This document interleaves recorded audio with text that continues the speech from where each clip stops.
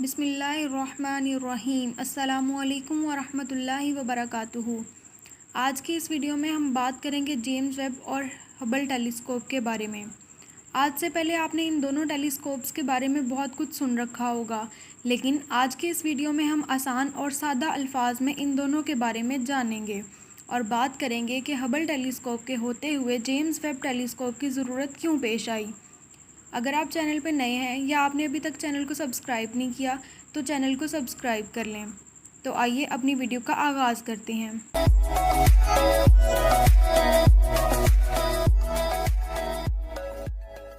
پہلے ہم بات کریں گے ہبل ٹیلیسکوپ کے بارے میں۔ ہبل اسپیس ٹیلیسکوپ ایک خلائی دوربین ہے جسے 1990 میں خلا میں بھیجا گیا تھا۔ یہ دوربین اس دور کے سائنسدانوں کا سب سے بڑا کارنامہ تھا۔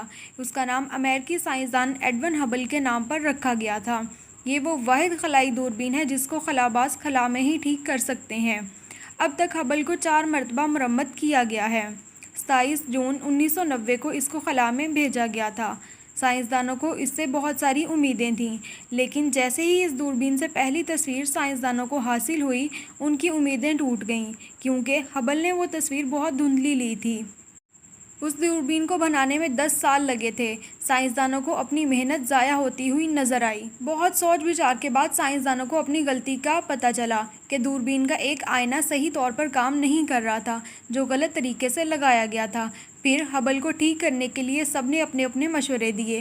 آخرکار اس کو خلا میں ہی ٹھیک کر دیا گیا۔ یہ تب تک کی سب سے مہنگی خلائی دوربین تھی۔ پھر ہبل سے 18 دسمبر 1993 کو پہلی واضح تصویر موصول ہوئی، جو سائنسدانوں کے لیے بہت بڑی کامیابی تھی۔ پھر فروری 1997 کو ہبل کو مزید اپ گریڈ کیا گیا اور اس میں انفراریڈ کا اضافہ کیا گیا، جس سے ہبل کی دیکھنے کی صلاحیت مزید بڑھ گئی۔ پھر 1999 میں ہبل دوربین میں ایک جدید کیمرہ بھی فٹ کر دیا گیا۔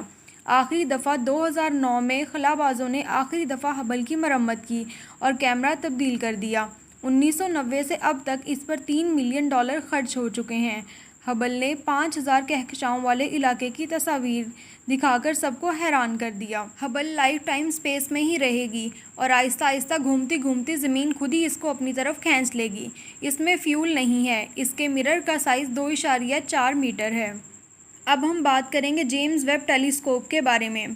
جیمز ویب ٹیلیسکوپ کو 25 دسمبر 2021 کو خلا میں بھیجا گیا۔ جیمز ویب ٹیلیسکوپ پر 30 سالوں سے کام ہو رہا تھا۔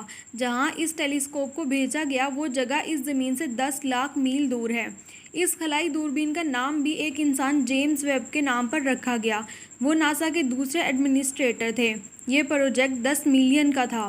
James Webb telescope Hubble telescope سے 100 گنا زیادہ طاقتور ہے اور اس کا سارا ایریا انفراریڈ ہے۔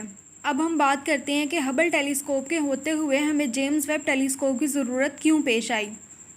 ہماری کائنات 13.8 ارب سال پہلے وجود میں آئی۔ ایک نظریے کے مطابق یہ بگ بینگ کے ذریعے وجود میں آئی تھی۔